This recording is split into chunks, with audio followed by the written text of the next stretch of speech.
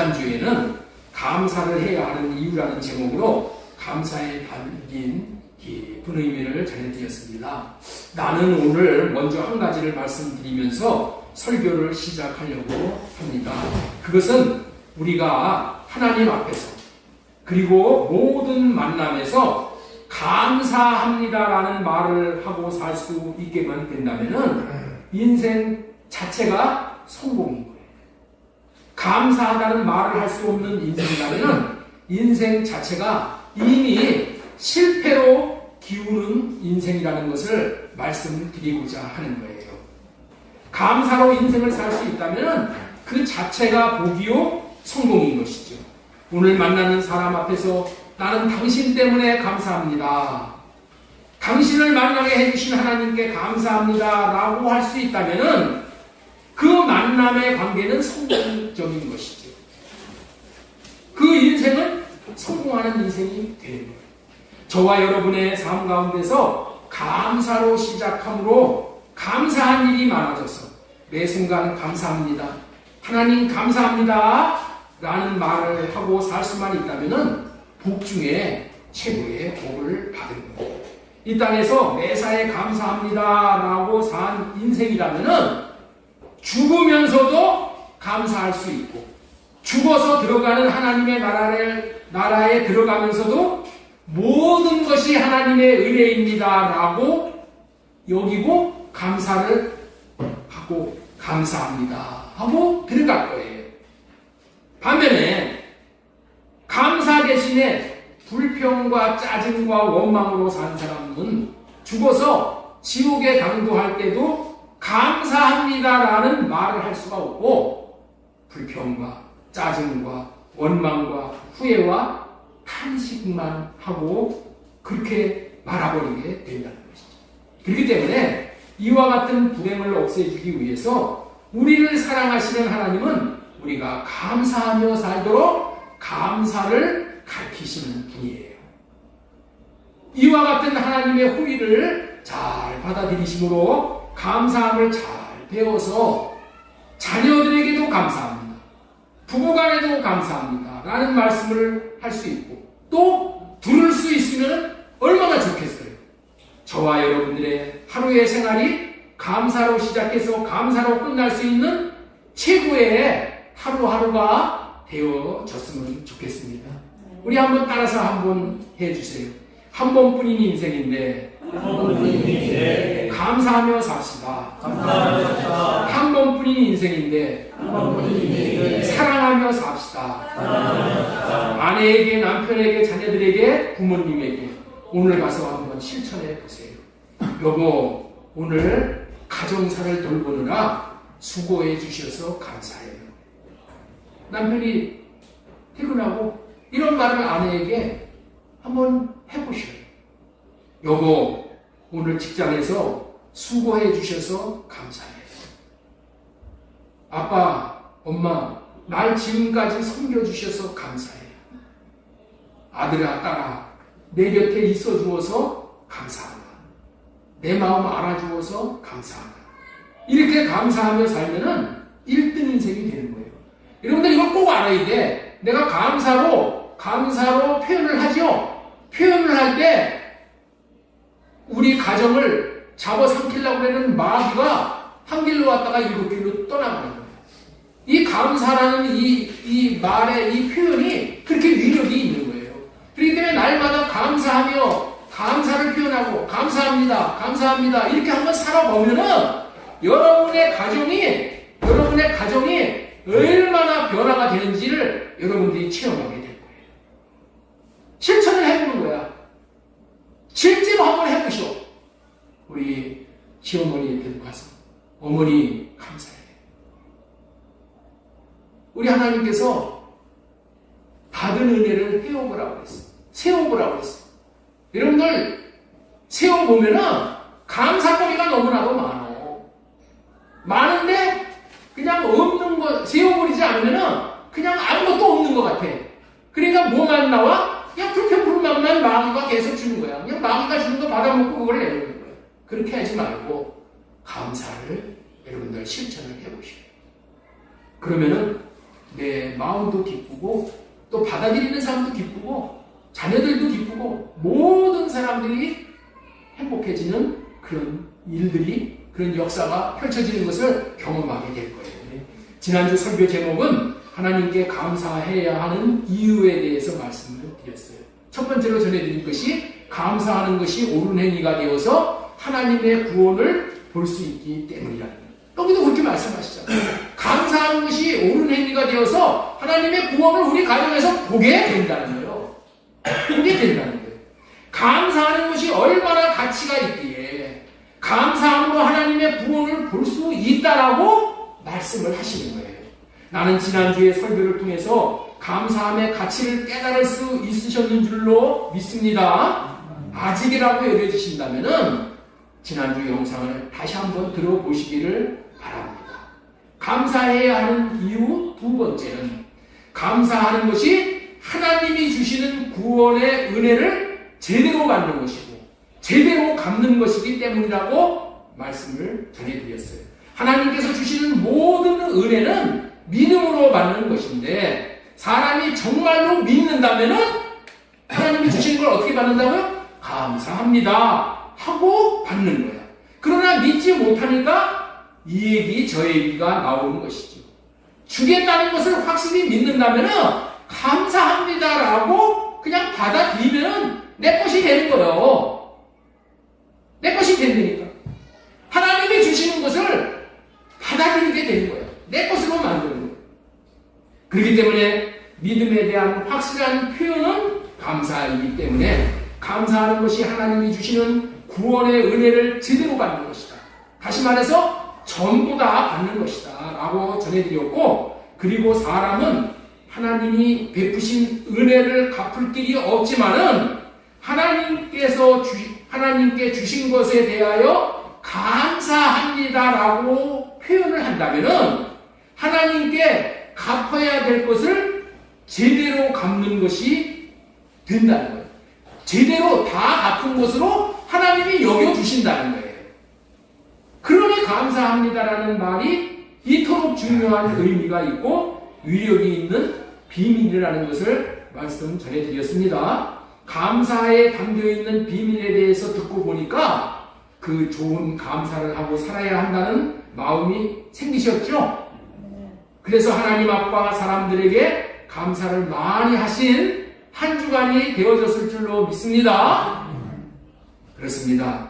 감사에 대한 비밀을 알고 감사함으로 누리는 것은 자신의 생애를 기름지게 하는 것이고 너무도 복스러운 인생이 되게 하는 것일 뿐만이 아니라 하나님이 가장 바라시는 것이므로 하나님께 영광을 돌려드리는 행위인 것을 꼭 깨달아 아실 수 있으셔서 늘 일상이 감사의 삶이 되셨으면 좋겠습니다. 이와 같은 이유로 오늘도 지난주에 이어 꼭 깨달아 아실 수 있으셔 늘 일상이 감사의 삶이 되셨으면 좋겠어요. 이와 같은 이유로 오늘도 지난주에 이어 감사를 해야 하는 이유 몇 가지를 더 전해드리도록 하겠습니다. 더 전해드리기 전에 오늘 전해드리고자 하는 말씀을 잘 이해하도록 돕기 위해서 몇 말씀을 먼저 전해드리고 감사하라는 이유에 대해서 이제 말씀을 전하도록 하겠습니다. 성경은 우리에게 무엇을 가르쳐주는 책인가? 성경은 우리에게 무엇을 가르쳐주는 책인가? 인생을 어떻게 살아야 하는지를 사는 원리를 가르쳐주는 책이 성경이에요. 원리를 가르쳐주는 거예요. 원리. 어떤 사람이 자신이 예수 그리스도를 믿음으로 말미암아서 이제 제사함과 구원의 은혜를 받았다는 것이 너무도 감사했어. 그런 큰 은혜를 받다 보니까 이제는 성경을 통해서 하나님의 뜻을 알고 그 뜻을 따라서 하루하루 살아야겠구나라는 생각을 했습니다.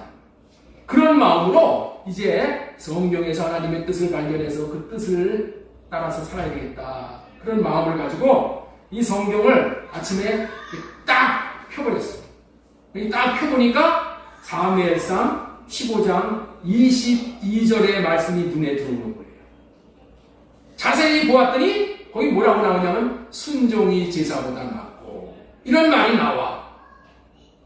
그래서 순종해야 되겠구나 하면서 오늘은 성경 말씀에 순종하며 살라는 것이 하나님의 뜻이구나 라고 마음을 먹고, 그렇다면은 어떤 말씀에 순종을 해야 되는지를 알아보려고 성경을 어떻게 했다고요? 다시 한번 이렇게 열어봤어.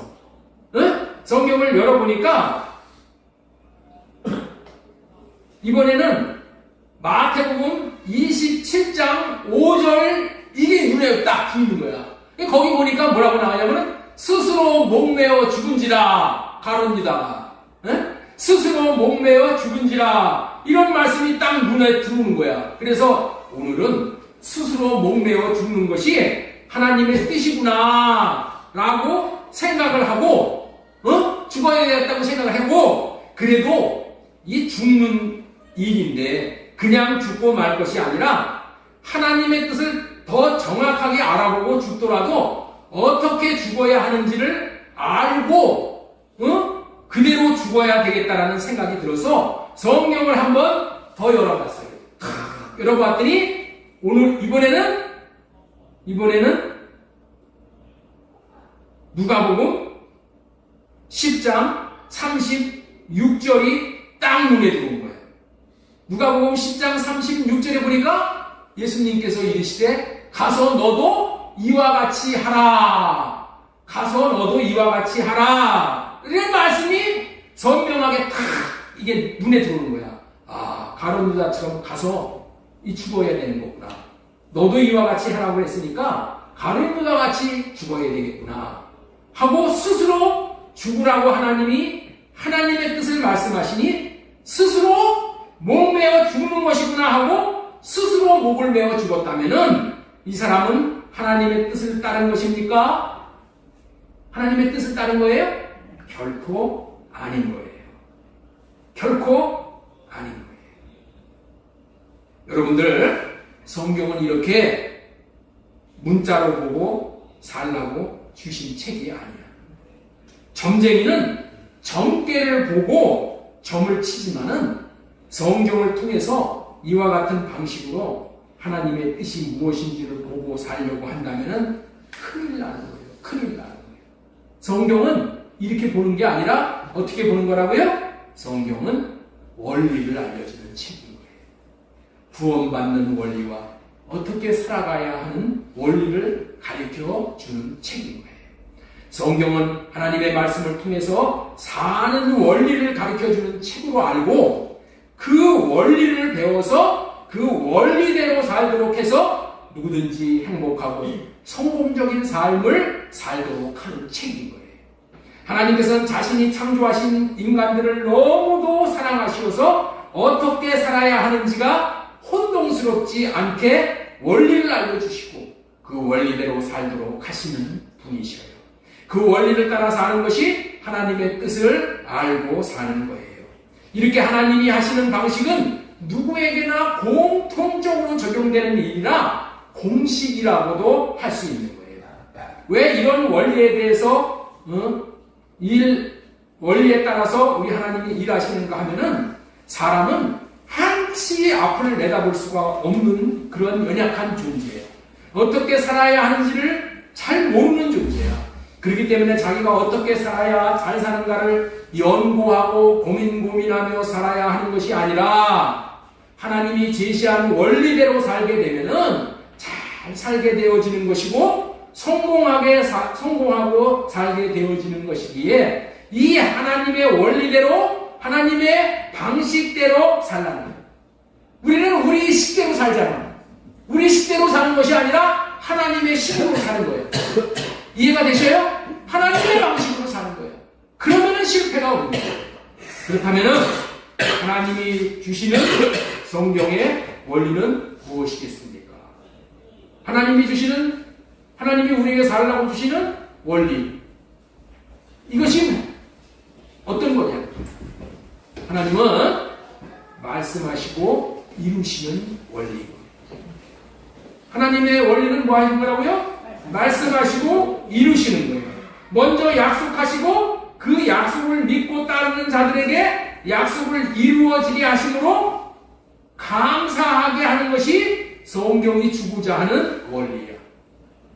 먼저 약속하시고 그 약속을 믿고 따르는 자에게 약속을 이루어지게 한단 말이야. 약속이 내게 이루어져. 하나님이 주신 약속이 이루어지면은 엄청난 복이 임하는 거 아니에요. 그러면 어떻게 돼? 그때 하나님 앞에 감사하게 하는 것이 하나님이 우리에게 주시고자 하는, 성경이 우리에게 주시고자 하는 원리야, 원리. 하나님이 약속하신 약속을 믿고 따라 살면은 하나님이 선물을 주시는데, 기업을 주시는데 그 선물을 받아 누리면서 성공함으로 행복하게 되어짐으로 감사할 수 있도록 해주시는 원리라는 거예요.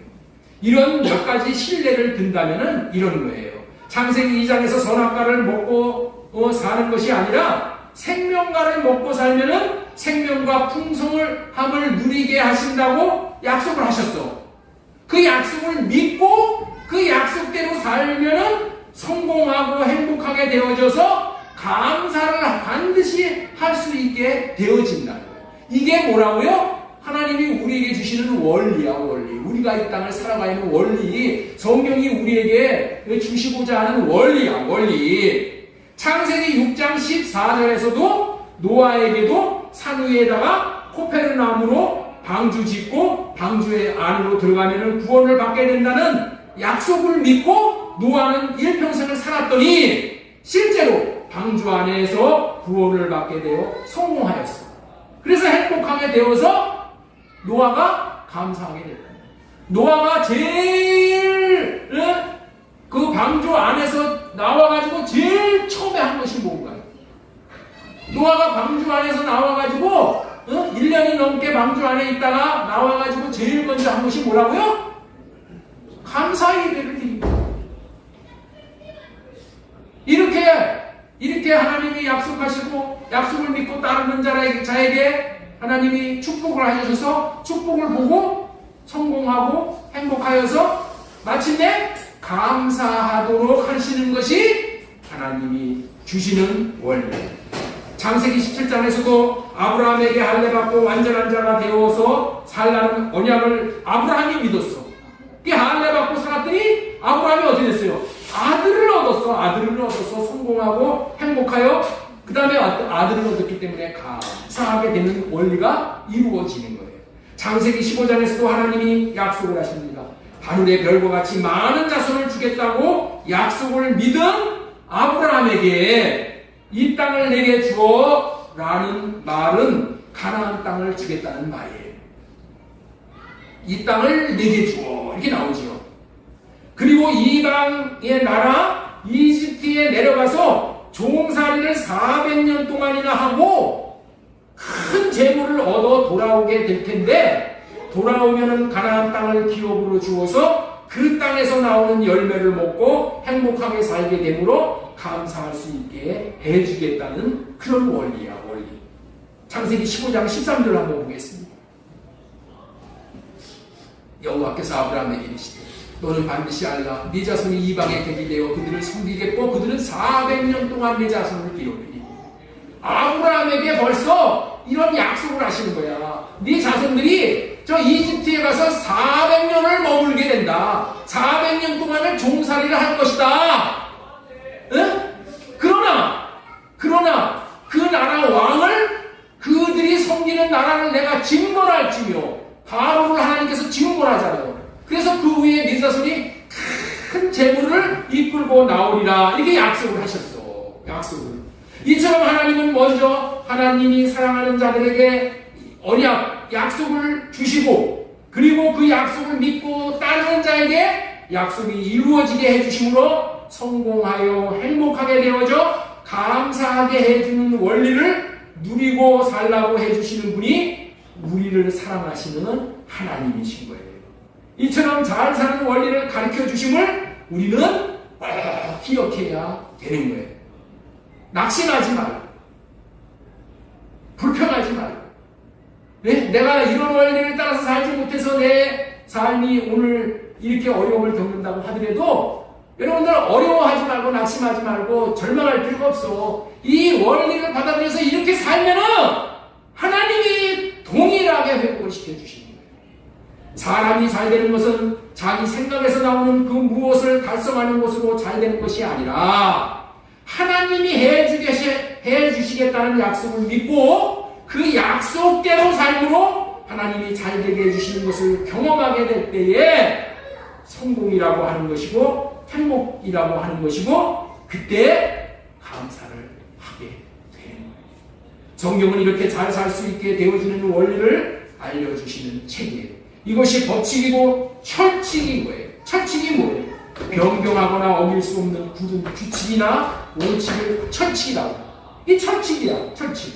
하나님이 하신 약속을 믿고 따르는 자가 잘 되는 구조 안으로 원리 안으로 들어온 것이 되어져서 성공하여 행복해짐으로 감사하게 되어지는 거예요. 여러분 한번 생각해 보세요. 하나님이 주시겠다고 약속하신 것이라면 얼마나 좋은 것이고 복된 것이겠습니까? 말로 다 할 수 없는 좋은 것 아니겠어요? 하나님이 약속하신 것을 믿고 삶으로 약속한 것이 이루어지는 것을 보게 될 때에 감사가 나올 수밖에 없는 거예요. 이 세상에서 가장 성공한 것이 무엇입니까? 하나님께 감사하며 이웃에게 감사하며 사는 거예요. 이것이 가장 큰 행복이야. 돈이 많다고 행복한 것이 아니에요. 예? 하나님 앞에 감사하며 이웃에게 감사하며 사는 삶이에요. 이런 최고의 성공을 주시기 위해서 하나님은 이렇게 하나님이 약속하신 것이 이루어지게 되어 많은 추수를 하게 될 때에 해야 될 것이 먼저 하나님께 감사하라고 하시며 감사를 가르치시는 거예요. 성경이 하나님이 성경을 통해서 알려주시는 원리는 하나님은 약속하시고 약속을 믿고 따르는 자들에게 선물을 주심으로 약속이 이루어지는 것을 보고 감사하면서 살게 되는 것이 성공하여 행복하게 잘 사는 원리, 성공하는 원리라는 것을 말씀을 드렸습니다. 이 원리로 우리의 삶이 돌아갑니다. 이 원리로 우리의 삶을 돌려야 됩니다. 돌려야 돼요. 예? 애들이 이렇게 접시 이렇게 막 돌리잖아요. 이 접시 돌리를 갖고는 별 재미없고 우리의 삶이 이렇게 돌아가게 되는 거예요. 이렇게 돌아가게. 이 원리로 우리의 삶이 돌아가면은 감사할 일이 많이 생기게 되는 것입니다. 그래서 감사하면은 감사할 일이 계속 많아지는 거예요. 감사는 감사를 부른다는 거예요. 사람은 돈이 많아서 성공하는 것이 아니고 원하는 바 목적이 성취되는 것이 성공이 아니고 감사하면서 사는 것이 가장 큰 성공인 줄 믿으시기 바랍니다. 그래서 지난주 하나님께 감사해야 하는 이유 제목으로 첫 번째 감사하는 것이 옳은 행위가 되어서 하나님의 구원을 볼 수 있기 때문이다. 감사하는 것이 두 번째로 감사하는 것이 하나님이 주시는 구원의 은혜를 제대로 받는 것이고 제대로 갚는 것이기 때문이라는 소제목의 말씀에 이어서 오늘은 세 번째 소제목으로 하나님께 감사하는 것은 주신 분이 하나님이라는 것을 기억하라는 의미입니다. 좀 떼어주세요. 떼어주세요. 우리 한번 따라서 한번 하겠습니다. 하나님께 감사하는 것은 주신 분이 하나님이라는 것을 기억하라는 의미이다. 하나님은 자기 백성들에게 하나님이 약속하신 대로 약속을 믿고 하나님의 약속을 따라서 살게 될 때에 추수할 열매를 주신 분이 하나님이시라는 것을 알고 하나님을 늘 기억하고 감사하며 살 수만 있다면 복된 인생이라 아니할 수 없는 거예요. 하나님이 약속하신 것이 약속을 믿고 따르는 자들에게 반드시 이루어져 열매를 주시면 그것이 하나님이 주신 것이라고 믿고 감사하며 살면은 더욱더 감사한 일이 많아지게 해주시는 분이에요. 열매를 주실 때 어떻게 받아들인다고요? 그 열매를 주신 분이 하나님이라는 것을 그것을 믿어야 된다. 열매를 주신 분이 하나님이라는 것을 믿고 살면은 더욱더 감사하는 일이 많아지게 해주시는 거예요. 이것이 감사는 감사를 부른다는 거예요. 여기서 꼭 기억해야 할 것이 추수한 소산물을 얻게 되었을 때에 자신이 운이 좋아서 우연히 재수가 좋아서가 아니라 그리고 내가 열심히 노력했더니 이렇게 수확을 하게 되었나라고 자기 공로를 내세우는 것이 아니라 하나님께서 하신 약속 안에 있는 자에게 주시겠다고 하신 약속한 것이 이루어진 것임을 믿고 하나님이 이루어지게 해주셨습니다 라고 감사하는 삶이 하나님이 주신 성공의 원리대로 사는 삶이라고 가르치는 거예요. 지금 전하고 있는 말씀은 하나님께 감사하라는 것은 주신 분이 하나님이라는 것을 기억하라는 의미이다라는 말씀을 전해드리고 있는 중입니다. 여기서 주신 분이 하나님이신 것을 기억할 수 있는 방법은 이렇게 하는 거예요. 하나님이 주시겠다고 약속을 하시고 때가 되어서 약속한 것이 자신에게 주어졌다면 그것은 하나님이 주신 것입니다 라고 믿어야 하는 거야. 먼저 약속한 것이 자신에게 주어졌다면 그것은 하나님이 주신 것이라고 믿어야 한다는 거예요. 하나님이 주신 것이라고 인정을 해야 한다는 거예요. 그리고 감사하는 것까지가 기억하는 거야. 기억하는 거. 아멘. 아멘. 아멘. 이 일을 돕기 위해서 예를 하나 드리겠습니다. 아들에게 아빠가 약속을 합니다. 아들아, 이번 내 생일날은 아빠가 좋은 컴퓨터 하나 사줄게 하고 약속을 했는데 생일날 컴퓨터가 책상에 설치가 딱 되어 있다면 누가 준 거예요? 약속하신 아빠가 준 것이죠? 컴퓨터 설치 기사가 준 것이 아니잖아요. 똑같은 논리인 거예요. 하나님은 약속하시고 그 약속을 믿고 따르는 자에게 때가 되어 약속이 이루어지게 하셔서 추수할 수 있게 해주시고 감사하라고 하시는 거예요. 그렇다면 왜 감사하라고 하신다고요? 약속대로 이루어 주신 분이 하나님이심을 기억하게 하시려고 그러시는 거예요. 그렇게 주신 분이 하나님이라는 것을 기억하게 하시는 이유는 주신 분이 하나님이신 것을 알게 하고 믿게 해서 앞날에 다가올 더 놀라운 온갖 구원을 받아 누리게 하시려는 거예요. 지난주에 스퍼전 목사님이 말한 촛불에 감사하면 전등불을 주시고 전등불에 감사하면 달빛을 주시고 달빛에 감사하면 햇빛을 주시고 햇빛에 감사하면 천국을 주신다는 말씀을 전해드렸죠? 이 말씀을 이렇게 적용을 할 수가 있어야 하는 거예요.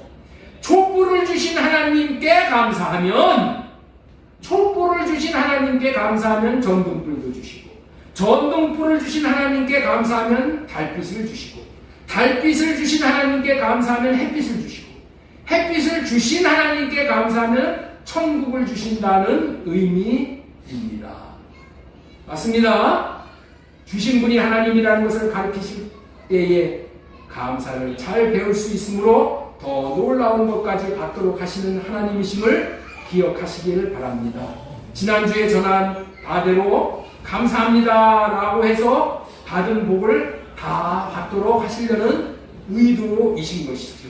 그리고 감사해서 하나님 앞에 진 빚을 다 갚도록 하시려는 의도이신 것이죠. 우리가 참된 감사를 할 수 있으려면 감사거리를 주신 분이 하나님이심을 깨달아 아는 것은 너무너무도 중요한 거예요.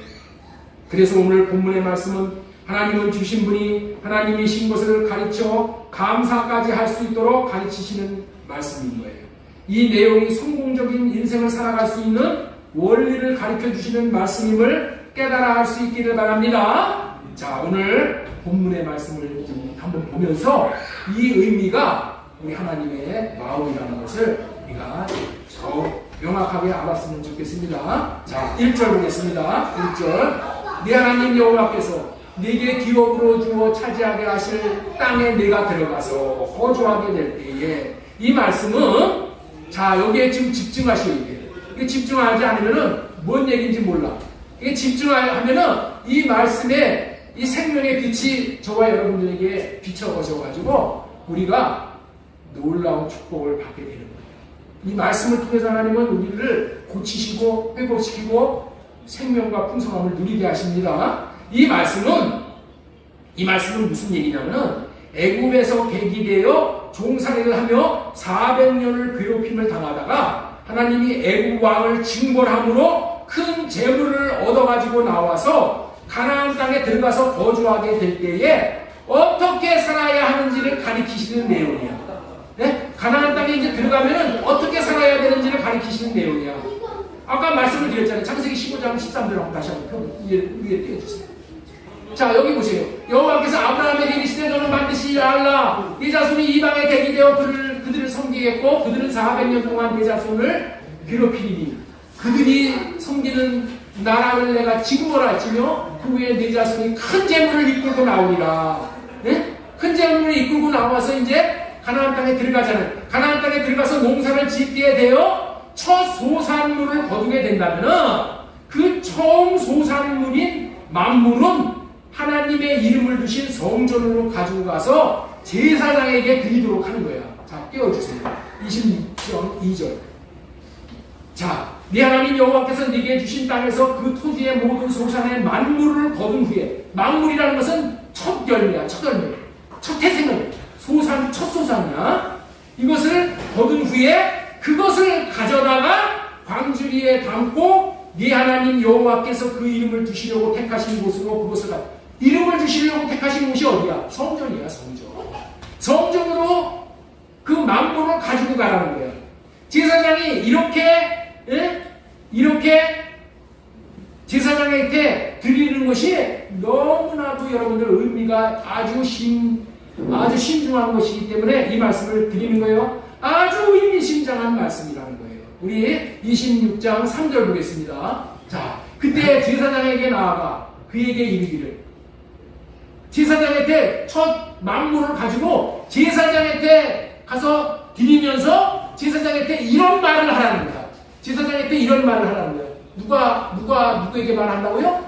만물을 얻어가지고 이제 감사 제물을 하나님 앞에 성전으로 가지고 간 자가 제사장한테 그걸 드리는 거야. 제사장한테 드리면서 제사장한테 이런 얘기를 하라는 거야. 이런 얘기.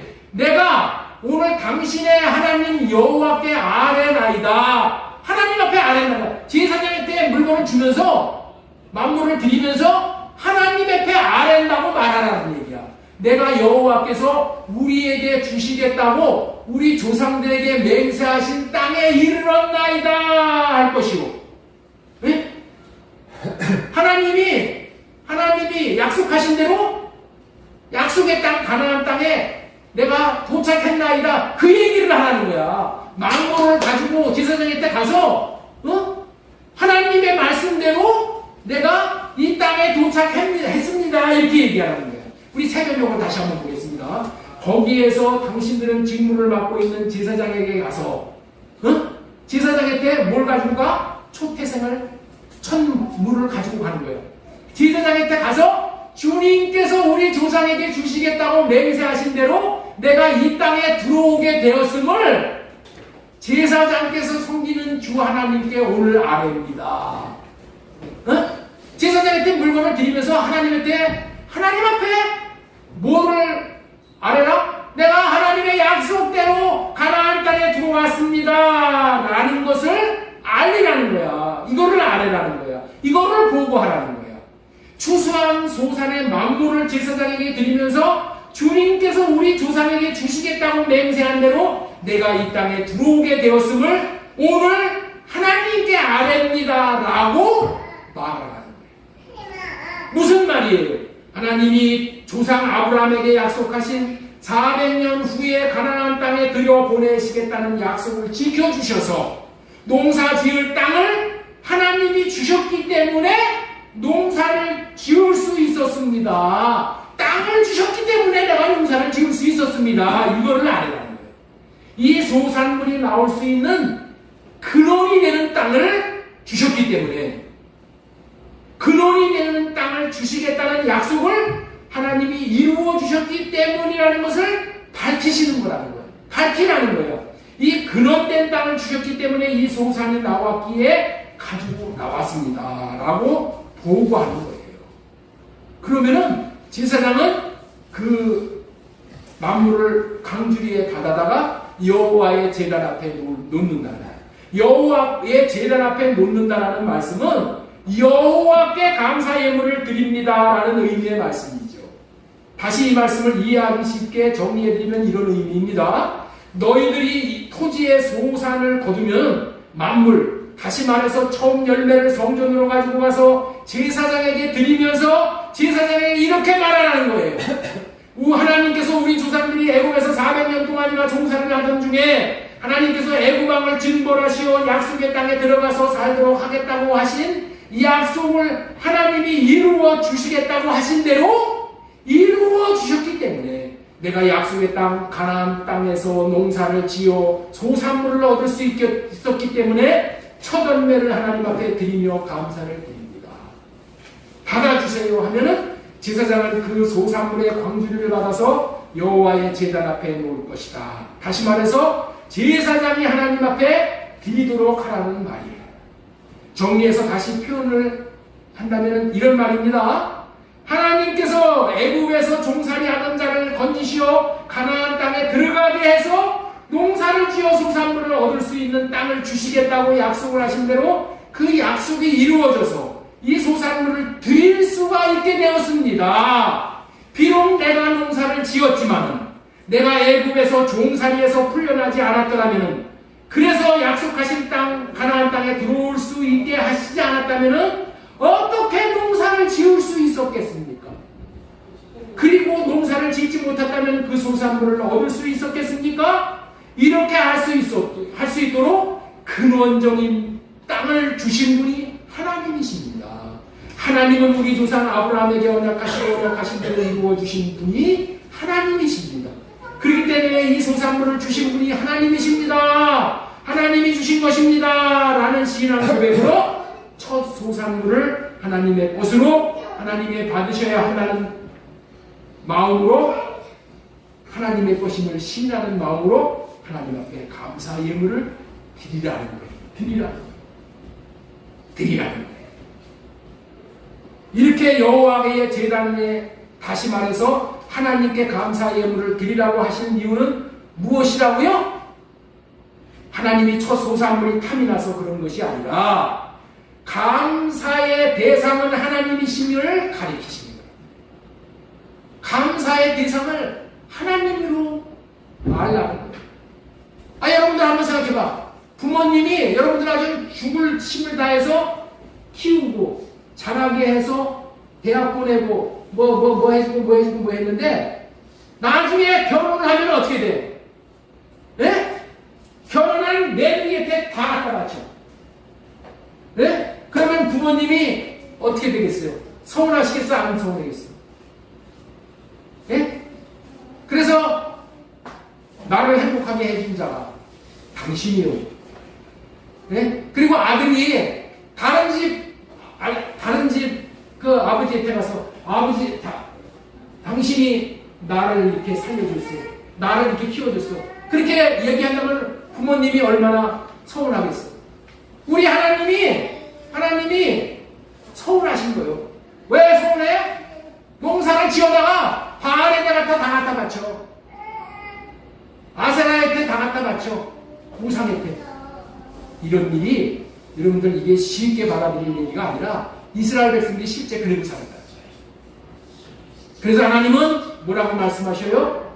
주신 분이 하나님이시라는 것을 꼭 가르치시고 너희들이 들에서 보고 있는 황금 물결 치고 있는 저 열매 그리고 손에 들고 있는 추수하는 열매가 하나님이 주신 것이다. 그 열매는 정확하게 말하면 하나님의 것인데 너희 손에 있도록 너희 손이 잡을 수 있도록 해주신 분이 하나님이신 것을 깨달아 알게 해주시는 것이고 기억하고 살라고 하는 의미인 거예요. 이 말씀을 우리들에게 적용을 하면 이런 의미의 말씀이에요. 직장에서 열심히 일을 해서 월급을 받았어요. 그럴 때 두 부류로 나누어지게 되는 거예요. 한 부류의 사람은 이렇게 얘기를 합니다. 하나님, 이 월급을 주셔서 감사합니다. 내가 비록 열심히 일해서 받은 것이지만은 하나님이 일할 수 있는 직장을 주시고 또 직장에서 나가서 일할 수 있는 건강도 주셔서 일할 수가 있었습니다. 만약에 내가 병이 들었다면 병원에 가서 입원하고 있어야지 어떻게 직장에 가서 일할 수가 있었겠습니까? 그리고 내 자식이 병원에 들어가서 앉아있다면 자식 가서 간병하고 일해 가냐고 시간을 다 낭비했으면 내가 어떻게 직장에 가서 월급을 타올 수 있었습니까? 월급을 받은 것이 주님의 전적인 은혜입니다 라고 고백을 합니다. 이 월급은 주님이 근원적인 도우심 때문에 받은 것이니 주님께 첫 소산물을 드립니다. 그리고 앞으로도 주님이 도와주셔서 역사해 주셔서 월급을 받은 것으로 알고 소득의 11조를 신앙 고백으로 하나님 앞에 드리겠습니다 라고 여기고 드리는 사람이 있고, 그러나 또한 다른 부류의 사람은 내가 이래서 내가 받은 월급이지 무슨 하나님의 도움이 어디 있어? 하나님께 왜 감사를 해? 받은 봉급 자기 것으로 여기고 자기 마음대로 자기를 위해서 쓰는 두 종류의 사람이 있다는 거예요. 사람들은 타락해서 본성이 마귀에게 사로잡혀 있기 때문에 하나님의 것을 자기 것으로 만들고자 하는 것이 있어. 마귀가 그렇죠. 하나님의 것을 자기 것으로 하려고 하죠. 그러나 우리는 마귀에게 지금 사로잡혀 있기 때문에 마귀의 그 영향력 아래에 있는 거예요. 그래서 하나님이 주셨다는 것을 시인하지 않는 거예요. 그래서 하나님이 주신 것이 아니라는 말을 교묘하게 돌려서 말을 하기를 좋아하는 거예요. 그 돌려서 하는 말이 뭐예요? 운이 좋아서, 내가 재수가 좋아서, 그렇지 않으면 저절로 얻게 되어졌어, 또 우연히 이렇게 되었어 라고 한다든가, 아니면 내가 이렇게 저렇게 해서 얻을 수 있었던 것이야 라고 하면서 하나님이 하셨다는 것을 인정하고 시인하기를 싫어하는 거예요. 왜 그럴까요? 마귀가 미혹해서 감사하지 못하게 하려는 그 꾀에 넘어가면 그렇게 되는 거예요. 감사함으로 받는 것이 너무나도 큰 것임을 알기에 자기 것으로 만들어 버리게 하기 위한 고차원적인 마귀의 수법이 거기에 담겨 있다는 거예요. 마귀가 가르쳐준 수법으로 자기 것으로 만들어 버리는 거예요. 하나님이 추수할 수 있도록 햇빛을 주시고 비를 내려주시고 바람을 불게 하시고 수확을 할 수 있게 하셨는데 하나님의 도우심이 없었다면 어떻게 추수할 수 있었겠어요? 그러나 그들은 하나님이 베푸신 일을 외면하는 자들이기 때문에 그런 자들은 소산물이 자기 것이라고 생각하게 되는 것으로 하나님께 감사를 할 필요가 없게 됩니다. 하나님은 우리가 이 땅에 살 동안 많은 좋은 것을 맡기시는 분이에요.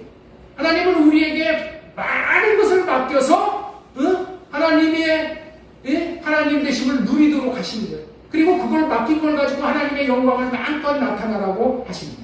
그래서 하나님은 우리를 부를 때 뭐라고 부르냐? 청지기라고 부르는 거예요. 청지기.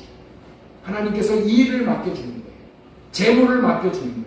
청지기로 여기고 우리에게 맡긴다는 거예요. 그런데 그 청지기가 하나님이 맡겨주신 것을 자기 것으로 취하려고 하면은 더 이상 맡길 수가 없는 거예요. 맡길 수가 없는 거예요. 그렇다면 하나님이 맡기신 것을 자기 것으로 취하려고 하는 자가 어떤 사람이라고요? 하나님께 주셨다는 것을 인정하지 않는 사람. 다시 말해서 감사하지 않는 사람. 그런 사람에게는 하나님이 맡기실 수가 없는 거예요. 그렇기 때문에 우리들은 하나님의 것을 하나님의 것으로 돌려드리는 삶을 살아야 하나님이 많은 것으로 맡겨주시는 거예요. 우리는 내 것이 없어. 왜? 내 것이 있다면 죽을 때 내가 가지고 가야 돼. 그런데 죽을 때 가지고 가는 것이 아무것도 없어. 그 얘기는 무슨 얘기야? 하나님의 것을 나에게 맡겨주신 거예요. 여러분의 자녀를 여러분의 것이라고 여기면 안 되는 거예요. 자녀도 맡겨주신 거예요. 재물도 맡겨주신 거예요. 시간도 맡겨주신 거예요. 모든 것은 하나님으로부터 나와서 하나님 앞에 돌아가는 거예요. 잠깐 나에게 맡겨주는 거예요. 네?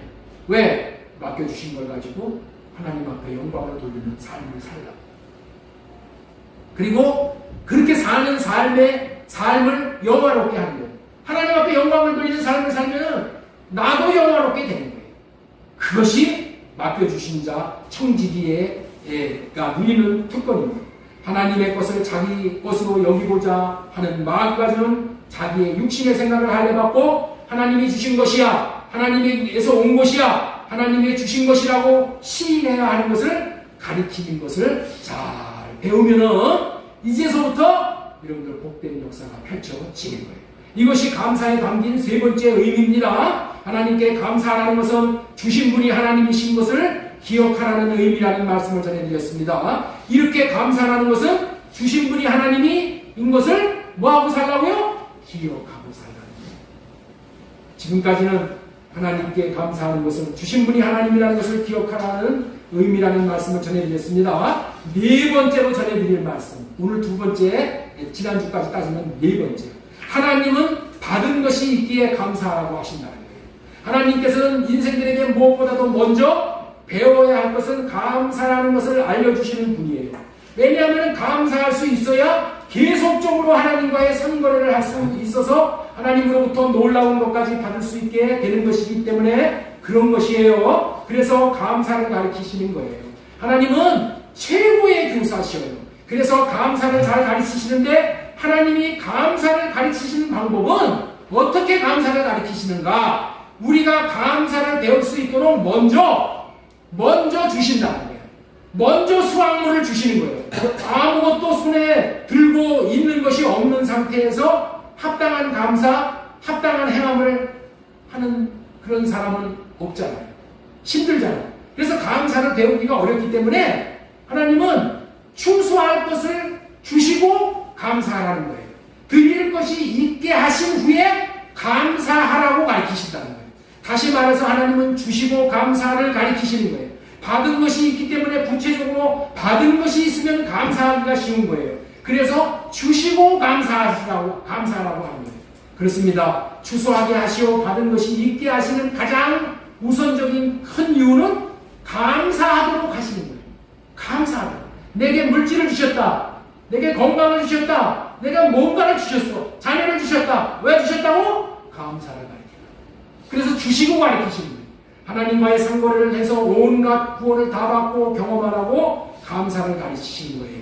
감사는 입으로 하던 감사가 이제는 주신 물질을 드리면서 하는 감사로 발전하는 것을 가르치시기 위해서 추수 후에 감사할 것이 있도록 하신 후에 감사하도록 가르치시는 거예요. 구약 성경 신명기서에 보면은 히브리인이 꼭 지켜야 하는 3대 절기가 나와. 명절이 나와. 6월절, 7.7절, 초막절 모두 하나님이 주시고 나서 하나님 앞에서 받은 것을 드리는, 하나님 앞에 드리는 절기가 6월절, 7.7절, 초막절이에요. 모두가 하나님을 향한 감사의 표현을 할 수 있는 그러한 기회란 말이에요. 이 모든 절기들이 감사 드릴 수 있도록 주신 후에 감사 절기를 지키라고 합니다. 추수한 후에 감사 절기를 정해놨어. 네? 여러분들 7.7절이라고 하는 맥시절도 주시고 나서 감사하라는 거예요. 네? 그 다음에 초막절, 장막절이라고 하는 이 추수감사절도 하나님께서 주시고 나서 하나님 앞에 드리라고 하는 거예요. 여러분들 6월절도 뭐예요? 6월절도 애굽에서 나와가지고 큰 부자가 되어져서 광야에서 6월절을 지냈단 말이에요. 그럴 때 왜? 주시고 드리래. 주시고 지키라는 거예요. 그래서 반드시 이 모든 절기에 여호와 앞에 나올 때 빈손 들고 나오지 말라는 것이에요. 왜냐하면 감사하라고 빈손 들고 나오지 말라고 주신 것으로 감사하라고 먼저 주셨기 때문에 빈손 들고 안 나오게 하기 위해서 하나님이 먼저 주신다는 거예요. 먼저. 이와 같은 방식을 통하여서 감사하라고 하신 것은 주신 분이 하나님이심을 인정하라는 것이고 주셨기 때문에 감사하라는 거예요. 주시고 감사하라고 하시면서 그 복된 감사를 가르치시는 하나님이신 거예요. 여러분들 우리가 배워야 할 것 중에서 최고로 잘 배우는 것이 뭐예요? 감사를 배우는 거예요. 감사. 여기서 우리가 배워야 할 것이 있다는 거예요.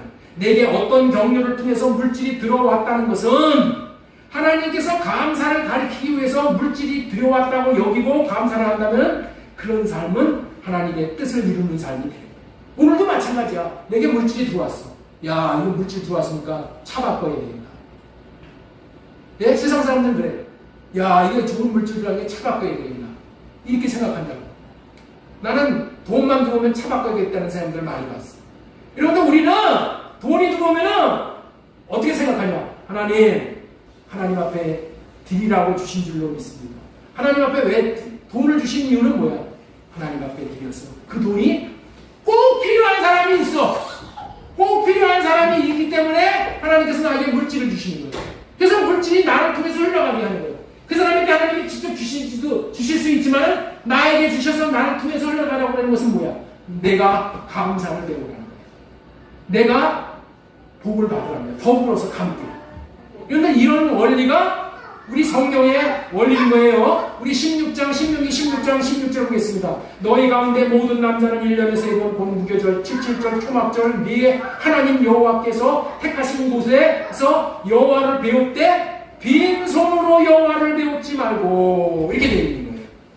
빈손으로 여호와를 배우지 말고. 그런데 우리가 하나님 앞에 나올 때는 절대 빈손으로 나오는 게 아니에요. 주일 예배를 드릴 때도 빈손으로 나오는 게 아니야.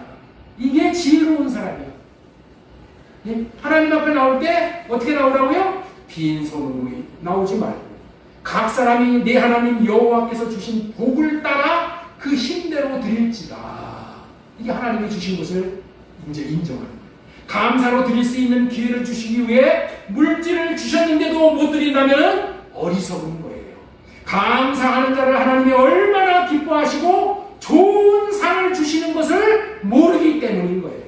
나는 여러분들이 하나님 앞에 예배자로 나올 때 정성스럽게 감사 예물을 드릴 수 있는 분들로 세워져서 하나님이 감사하는 자에게 주시는 예비된 마음복을 받아 누리실 수 있기를 바라고 축원하는 바입니다.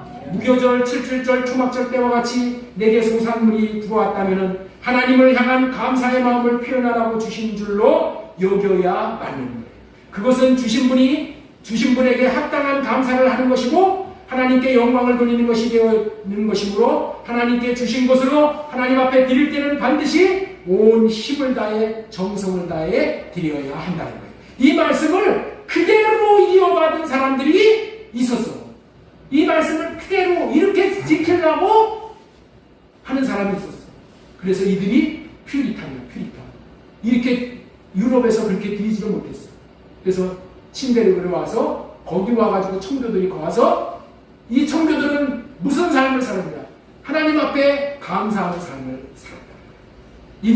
이들로 인해 추수감사절이 이제 세워집니다. 추수감사절의 유래가 있는 거예요. 추수감사절은 신앙의 자유를 찾아 미국에 정착한 청교도인들이 죽음과 싸워서 마침내 신대륙에 도착해 먹을 것이 없어서 굶주리고 있을 때 인디안들이 준 씨앗을 심었더니 첫 수확의 기쁨을 주신 하나님께 눈물로 감사드리는 날이 기원이에요. 인디안들을 통해서 씨를 줬어. 인디안들을 통해서 씨를 줬으니까 인디안에게 감사하는 것이 먼저 감사하는 것이 맞겠죠? 아니요. 내가 씨가 필요하기 때문에 하나님께서 인디안들의 마음을 움직여서 나에게 인디안들을 통해서 씨가 온 거예요. 그래서 먼저 하나님 앞에 감사드리고 인디안들에게도 감사하는 것이 이게 원칙입니다. 첫 수확에 기쁨을 주신 하나님께 눈물로 감사드리는 날이 기원이야. 이게 추수감사절이야. 그들은 첫 수확을 얻었을 때 방금 읽은 약속의 말씀과 성경 전체의 가집심을 따라서 하나님께 대한 감사를 먼저 할 줄을 알았던 거예요. 그리고 청교도인들은 여기서 멈추지 않고 그들은 마음에 감사한 마음으로 제일 먼저 하나님의 집인 성전을 세운 거예요. 그리고 병원과 학교를 세웠으며 마지막으로 자기들이 거주할 검소한 통나무집을 세웠어요. 그렇게 감사를 드리는 삶을 하나님께서는 축복하시어 감사할 일들이 더욱 많은 나라가 되게 하셨던 거예요. 그래서 이 오늘날 저 미국이 있는 거예요. 만약에 자신들이 살 집을 먼저 짓고 그 다음 풍족해진 후에 병원과 학교와 성전을 지었다고 한다면 오늘날 미국은 부강하고 강대한 나라가 되지 못했을 거예요. 미국의 선조들은 감사가 얼마나 중요한 것임을 깨달았기 때문에 자손들에게 감사를 가르치기 위해 감사절을 최대의 명절로 지키고 있는 거예요. 땡스기빙데이. 땡스기빙데이. 예. 추수감사절은 최대의 명절로 지킵니다. 그리고 그들이 감사로 하나님을 영화롭게 해서 받은 복을 전하기 위해서 우리나라에 와서 한국 교회에게도 감사를 가르친 거야. 감사를 가르쳤어. 선교사들이 우리나라에 와서 뭘 가르쳤다고요? 감사를 가르쳤어. 감사. 그러니까 우리나라 사람들은 감사를 잘 배웠어. 그래가지고 이 추수감사절을 전수해 줬기 때문에 우리나라 성도들이 감사를 해서 감사하는 백성들로 자랄 수 있게 되어져서 오늘날과 같은 축복과 부흥을 우리나라가 맛보게 된 거예요. 지금까지는 하나님 옆에 받은 것이 있기에 감사하라고 하신다는 말씀을 전해드렸습니다. 자, 네 번째 전해드리겠습니다. 오늘 너무 중요한 말씀이기 때문에 조금 더 전해드리겠습니다. 다섯 번째는 하나님은 받은 것이 있기에 감사하라고 하신다고 했죠. 다섯 번째, 감사하는 자가 주님 안에 들어갈 수 있게 되어짐으로 감사하라고 하십니다. 자, 우리 한번 다섯 번째 따라서 하겠습니다. 감사하는 자가 성소 안에 들어갈 수 있게 되어짐으로 감사하라고 하신다. 예, 이 성소는 옛날로는 성전이야, 성전. 근데 오늘날의 성전은 누가 성전이냐? 예수 그리스도가 성전이야. 그래서 예수 그리스도 안에 들어가는 거예요. 예수 그리스도 안에 들어가는 자들이 구원받는 거예요. 예수 그리스도 안에서 받는 놀라운 복이 여러분들 그 주보에 보면 다 여기 매번 여기다 올려놨어. 여기다 하가다 말씀 밑에 보면은 모든 것이 다 그리스도 안에서입니다. 왜 이렇게 매일 이것만 올려놓냐? 여러분들 이 복을 다 받으라고 받기를 사모하는 마음이 있어서 이걸 꼭 올리는 거예요. 예? 거기 보면은 영생도 그리스도 예수 안에서, 새로운 피조물이 되는 것도 그리스도 안에서, 하나님의 모든 약속도 예수 그리스도 안에서, 우리를 경고케 하시는 것도 예수 그리스도 안에서, 우리를 인기하는 것도 예수 그리스도 안에서, 하늘에 속한 모든 신령한 복도 감사하고 항상 기뻐하고 쉬지 말고 범사에 감사하는 것도, 평안을 누리는 것도, 왕노릇하는 것도, 교회가 지어지는 것도, 내가 몸된 교회로 지어지는 것도, 내가 모든 것을 할 수 있는 것도, 풍성이 있을 것도, 목회자나 성도가 모두가 사는 길도, 일사람을 죽이는 것도 다 그리스도 안에 있을 때 이러한 놀라운 축복이 우리에게 임하는 거예요.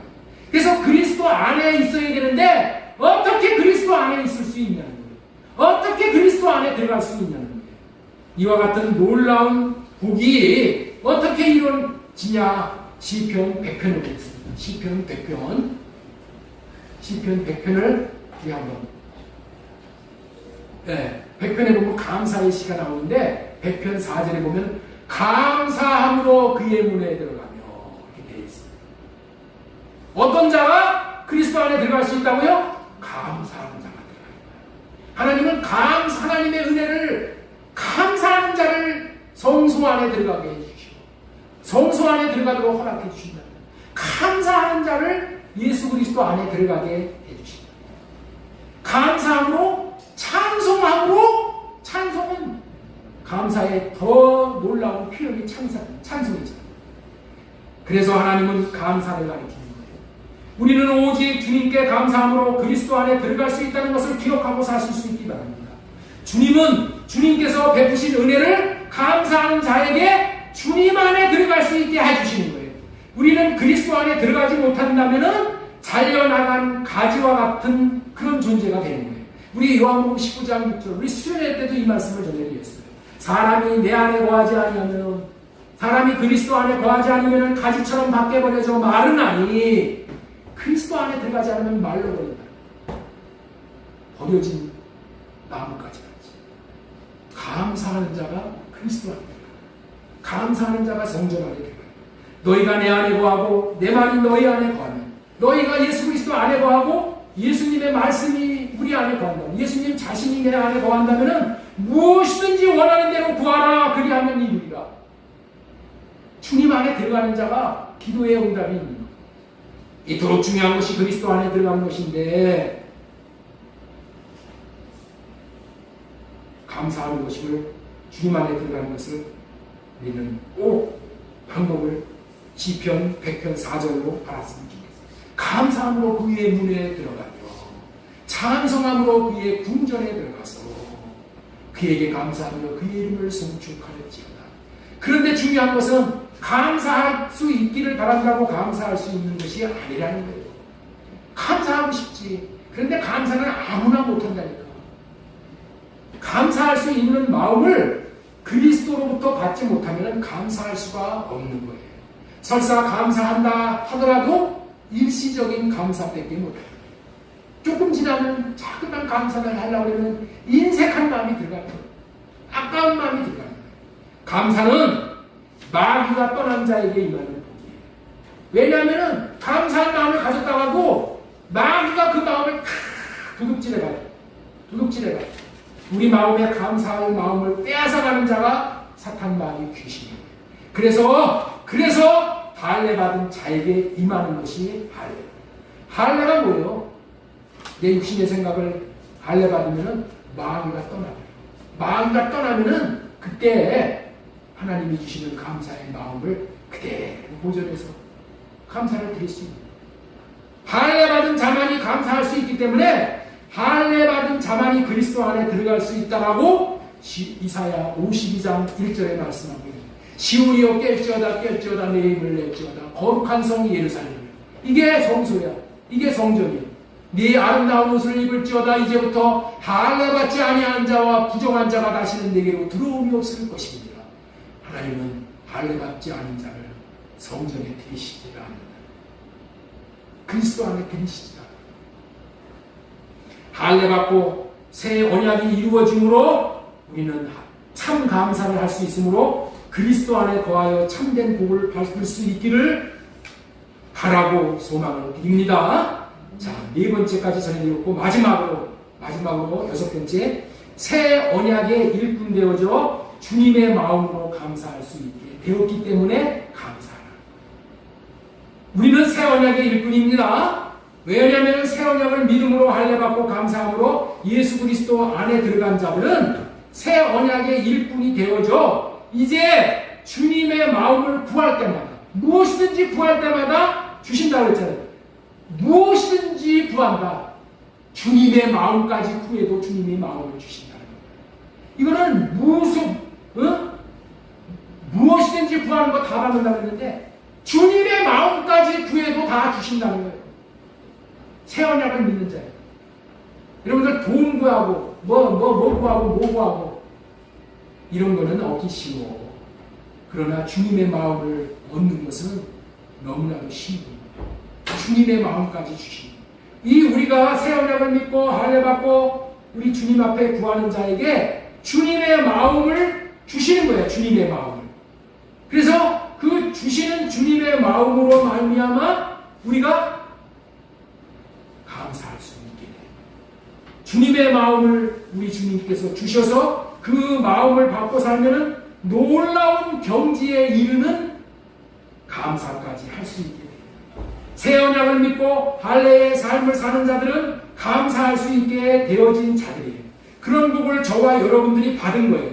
그래서 감사를 표현하고 살라고 하는 거예요. 감사할 수 없는 자에게 감사하라고 해서 무슨 소용이 있어요? 감사할 수 없는데, 그런데 이제는 새 언약이 이루어져서 주님의 마음을 구하여 받게 되면 주님처럼 감사할 수 있는 삶을 살 수 있게 되는 것이 저와 여러분들이에요.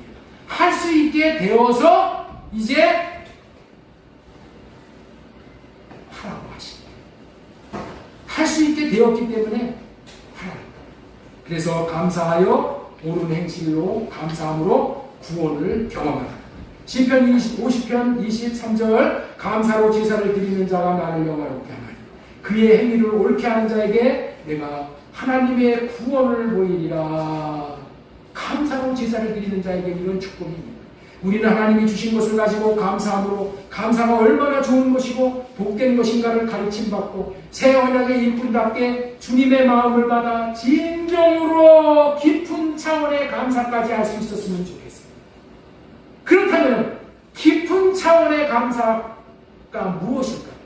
깊은 차원의 감사까지도 우리가 해야 되는데 그 깊은 차원이 뭘까? 자, 하박국서 3장 17절 우리 같이 한번 읽겠습니다. 시작. 비록 포도나무에 열매가 없으며 감람나무에 소출이 없으며 밥을 먹을 것이 없으며 우리의 양이 없으며 외양간에 수가 없을지라도 나는 여호와로 말미암아 즐거워하며 나의 구원의 하나님으로 말미암아 기뻐하리로다. 이와 같은 감사를 전천후의 감사라고 합니다. 비가 오나 눈이 오나 관계없어. 일편단시에 한 마음으로 하나님 앞에 감사하고 사는 어떤 사람이? 이런 사람. 전천후의 감사를 할 수 있는 자들에게 주시마 약속하신 복이 하나님의 거룩한 성민이 되게 해주시는 복이에요. 자, 신명기 26장 19절. 오늘 본문의 제일 마지막 절인데 안 읽었지만 이것까지도 말씀을 드립니다. 주님께서 그가 지으신 모든 백성보다 당신들을 더욱 높이셨습니다. 당신들이 칭찬을 받고 명예와 영광을 얻게 하시고 또 말씀하신 대로 당신들을 주 당신의 하나님의 거룩한 백성이 되게 하실 것입니다. 명실상부하게 거룩한 백성다운 백성들로 삼아 주입니다. 이 문제는 이런 전천후의 감사를 하는 것은 자신으로는 할 수 없다는 거예요. 이 하박국 3절에 이런 감사를 할 수 있는 분은 사실상 예수 그리스도밖에 없어. 그렇기 때문에 우리는 예수님의 마음을 늘 받기를 우리는 사모해야 돼요. 우리는 보이는 것, 손에 잡히는 무엇이 주어졌을 때 감사를 하는 것은 너무나도 쉬워. 어린아이와 같이 미성숙할 때도 할 수 있는 감사예요. 미성숙할 때는 하나님이 감사를 하게 하기 위해서 수확물을 주시고 감사를 하라고 가르쳐요. 이와 같은 감사는 농작물이 추수 열매로 주어졌을 때 할 수 있는 감사지만, 그러나 이제는 이 단계에서 벗어난 전천후의 감사를 해야 되는 것인데, 그 전천후의 감사를 하게 하시기 위해서 하나님께서는 우리에게 새 언약을 이루어지게 해주십니다. 전천후 감사는 가진 것이 없어도 새 언약을 이루어주신 것만으로도 감사할 수 있는, 새 언약을 이루어주신 것만도 감사합니다. 새 언약을 이루어주신 것을 감사하여 주님이 우리에게 마음을 주셔서 그 마음을 주신 것 감사해서 주님의 마음을 나타내고 사는, 그것이 전천후의 감사로 나타납니다. 성령 안에서 예수 그리스도로 말미암아 새 언약이 이루어져 우리들 자신이 예수 그리스도의 마음인 열매가 되어졌을 때 할 수 있는 감사가 전천후 감사. 자신이 열매가 되었다는 것을 아는 것은 어떠한 악조건 하에서도 마음에서부터 진정한 감사가 나오는 거예요. 이런 감사는 사실 우리 육신의 어떠함에서 나오는 감사가 아닌 거예요. 감사하고자 하더라도 육신의 생각이 떠올라 감사한 생각을 도둑질해 가기 때문에 감사하려는 마음이 사라져 버리는 것이 나의 현주소이기 때문에 진정한 감사는 못해요.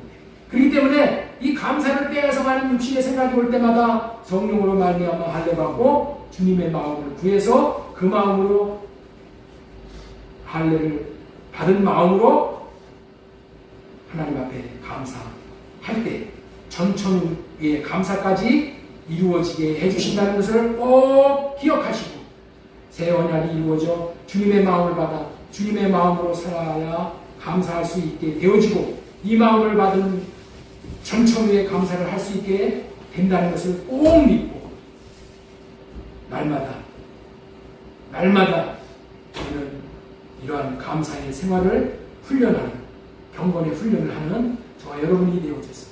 하나님이 어떠한 감사를 요구하셔도 다 따를 수 있고 이루어드릴 수 있는 우리 모두가 되어지기를 주 예수님의 이름으로 소망드리고 축원합니다. 아멘. 하나님 아버지, 하나님께 감사하여야 하는 이유에 대해서 듣게 하여 주신 은혜를 감사합니다.